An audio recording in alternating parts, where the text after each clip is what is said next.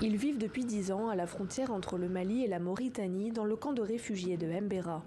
Un camp qui compte aujourd'hui près de 100 000 personnes. Mais Amédou et ses amis rêvent d'un avenir meilleur. Alors avec les moyens du bord, ils ont monté leur groupe de musique. Nous, on ne fait pas l'école de musique.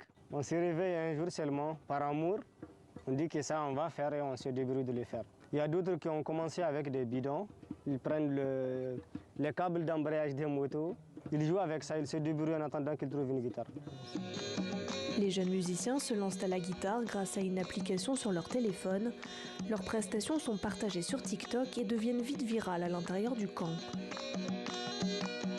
Mais pour Amédou, originaire de Tombouctou, devenir musicien n'a pas toujours été simple. Vous savez que le nord du Mali est contrôlé depuis 2012 par les djihadistes. Le seul truc qui est à la portée des enfants, ce sont des armes. Tu n'es pas autorisé à jouer ta musique, tu n'es pas libre de tes mouvements. De l'autre côté de la frontière malienne, la ville de Oualata célèbre le festival des villes anciennes. Invité pour la première fois cette année, c'est l'occasion pour les jeunes musiciens de faire découvrir leur musique. Et pour Abdoulaziz qui les accompagne, c'est l'opportunité de les faire connaître. Vraiment que les gens découvrent qu'il y a vraiment des talents dans les camps et qu'il y a de la place pour tout le monde. De la place aussi pour faire passer un message au public mauritanien.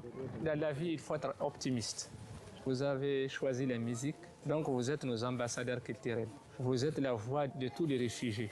Je suis présentement avec une équipe, une troupe neuve de jeunes Touaregs d'origine Tombouctou, nommée Assouf Ndaouna.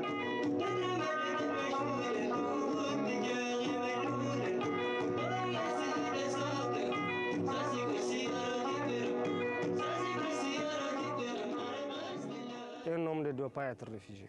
Je suis très content d'être là, mais une partie de moi n'est jamais à l'aise depuis 2012. Il y a une partie de moi que je n'arrive pas à retrouver. Je n'ai même pas un endroit. Le seul endroit que j'ai connu depuis mon enfance, où mes parents sont enterrés, il y a toujours une guerre. Tout me manque de chez moi, tout. Comme Amédou, des réfugiés continuent chaque jour d'arriver en Mauritanie. Ils fuient la reprise des hostilités entre les autorités de Bamako et les groupes armés dans le nord du Mali.